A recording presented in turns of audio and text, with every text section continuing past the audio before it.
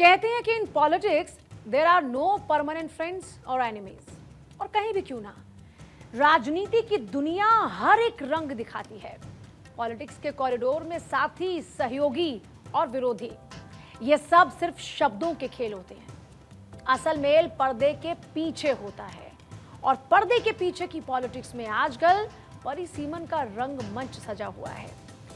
संसद के अंदर का गतिरोध भले ही अभी टूट नहीं रहा, लेकिन परिसीमन पर समीकरण बैठाने की कोशिश का सिलसिला अभी थमा नहीं है। और इन कोशिशों की कहानी को समझने के लिए सियासत की उस आवाज को सिर्फ कान ही नहीं, बल्कि ध्यान से सुनिए। वो बातें जो बोली तो नहीं गई, लेकिन सुनाई दे रही हैं। संसद के मॉनसून सत्र की कहानी में अभी तक परिसीमन के किरदार की एंट्री भी नहीं हुई, लेकिन सियासत की शतरंज पर बाजियां भी खेली जा रही हैं और मोहरों को शह और मात का हथियार बनाकर तैयार भी किया जा रहा है।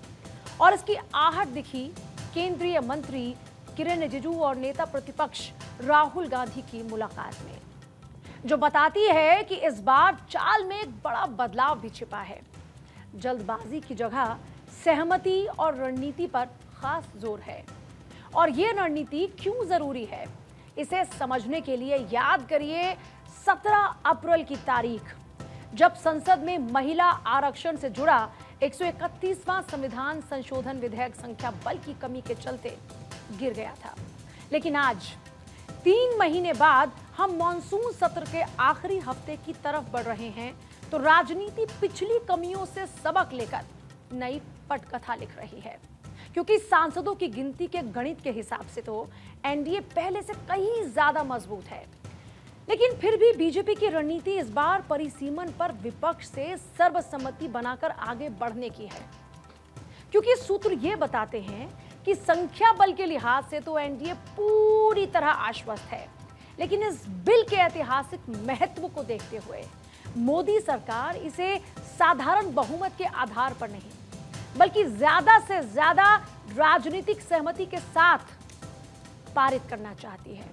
और मान लीजिए कि मॉनसून सत्र में भी अगर परिसीमन पर मोहर नहीं लगे और बात शीतकालीन सत्र तक भी पहुंची, तब भी 2029 के लोकसभा चुनावों से पहले सरकार परिसीमन करा सकती है। रणनीति साफ है कि ऐतिहासिक कदम में विपक्ष को साथ लेकर एक मजबूत और एकजुट संदेश देश तक पहुंचे। पर सवाल यह उठता है कि 3 महीने पहले जो महिला आरक्षण से जुड़ा परिसीमन बिल संख्या बल की कमी के चलते पास नहीं हुआ, उसके बाद इस कहानी में संसद के अंदर का गणित कितना बदला है। और बीजेपी को जिस 2/3 बहुमत की दरकार थी, क्या वो मोर्चा अब तैयार है? ये सवाल इसलिए मौजूद है क्योंकि बागी सांसदों ने बीजेपी की ताकत को बढ़ाया है और विपक्ष की टूटती एकजुटता ने परिसीमन की उम्मीदों के दिए जलाए हैं। पिछले सत्र में जब 131वां संविधान संशोधन पर वोटिंग हुई, तो एनडीए के पास 298 सांसद थे, लेकिन इन 3 महीनों में टीएमसी से टूटकर 20 सांसद एनडीए की झोली में आ चुके हैं। शिवसेना यूबीटी से छिटककर 6 सांसदों ने भी एनडीए का दामन थाम लिया है। इस हिसाब से एनडीए के पास 324 सांसदों का पक्का इंतजाम हो चुका है, लेकिन 2/3 बहुमत के लिए 360 सांसदों का समर्थन चाहिए, जो उसके लिए अभी भी 36 सांसद कम है। अब अलग ट्विस्ट यहीं से आता है, क्योंकि राजनीति का ये वो शाश्वत सत्य है कि सियासत कभी एक सी नहीं रहती, और नेता नगरी में जब लोगों का मन बदलता है तो कई उस मन के साथ कई तरह के समीकरण भी बदल जाते हैं। और बदलते समीकरण बताते हैं महाराष्ट्र की राजनीति के भीष्म पितामह कहे जाने वाले शरद पवार की पार्टी का मन परिसीमन को स्वीकार कर रहा है। इसलिए सुप्रिया सुले का कहना है कि 50% सीट बढ़ने की बात हो तो वो साथ है। इसी तरह की शर्त उद्धव ठाकरे के गुट ने भी रखी थी। तो भैया विपक्षी दलों की जो मांग है वही सरकार का प्लान है, और इस हिसाब से सरकार के पास 320 सांसदों के साथ एनसीपी एसपी के 8 सांसद जुड़ जाएंगे। और दूसरी तरफ कांग्रेस ने जब से टीवीके के साथ हाथ मिलाया है तब से डीएमके भी उससे उखड़ी हुई है, तो डीएमके के 22 सांसद भी एनडीए के साथी बन सकते हैं, और अब संख्या बन जाती है 354 सांसदों की। दूसरी तरफ यूबीटी के 3, वाईएसआरसीपी के 4 सांसदों के साथ 361 हो जाएगी, जबकि 2/3 बहुमत के लिए चाहिए 360 सांसदों का समर्थन। मतलब NCP SP plus DMK plus YSRCP plus Shivsena UBT, ये 4 पार्टियां मिलकर इस बार विपक्ष के साथ वो खेल कर सकती हैं जो परिसीमन के रास्ते को साफ कर देगा। लेकिन ऐसा नहीं है कि रणनीति के शतरंज पर खेल सिर्फ एनडीए का खेमा ही खेल रहा है।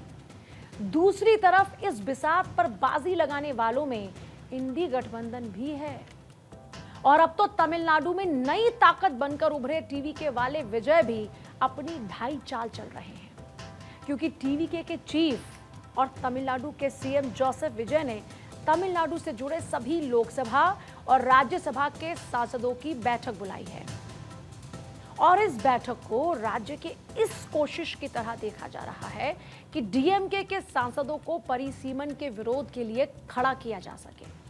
लेकिन विजय की इन कोशिशों का असर कितना होगा ये देखना दिलचस्प होगा, क्योंकि डीएमके समेत विपक्ष की ये चारों वही पार्टियां हैं जिन्होंने अपने बदले हुए लक्ष्य के साथ बीजेपी के सामने कुछ शर्त रखी, शर्त भी ऐसी जो बीजेपी पहले ही पूरी करने की बात कह रही है। जैसे डीएमके का ही कहना है कि परिसीमन से उसकी सीटें कम होंगी, क्योंकि उनका कहना था कि सरकार 50% सीटें बढ़ाने की जो बात कर रही है उसका जिक्र बिल में नहीं है। और गृह मंत्री अमित शाह ने तो 3 महीने पहले ही यह साफ कर दिया था कि आप 2 घंटे का वक्त दीजिए, मैं तुरंत इसे प्रस्ताव की कॉपी में जोड़कर लाता हूं। इसी तरह ठीक यही बात एनसीपी-एसपी, शिवसेना यूबीटी भी कह चुकी हैं, जो 50% सीट बढ़ने की बात पर एनडीए का साथ निभाने के लिए तैयार है। मतलब बीजेपी के जो विचार हैं वही विपक्ष की शर्तों का आधार है।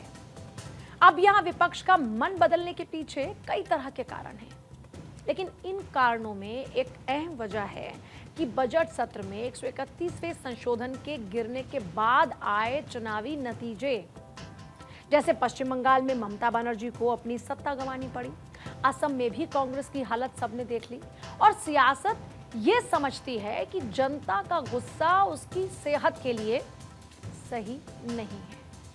शायद नेता नगरी वाले ये जान चुके हैं कि महिला आरक्षण के रास्ते में रुकावट खड़ी करना सेल्फ गोल की तरह है, और इसलिए राजनीति की हवाओं का रुख बदला हुआ है, और अब इस बदलते रुख के साथ सभी बहना चाहते हैं, क्योंकि हवाओं के खिलाफ चलने से विपक्ष के लिए मुश्किलें बढ़ती नजर आ रही हैं।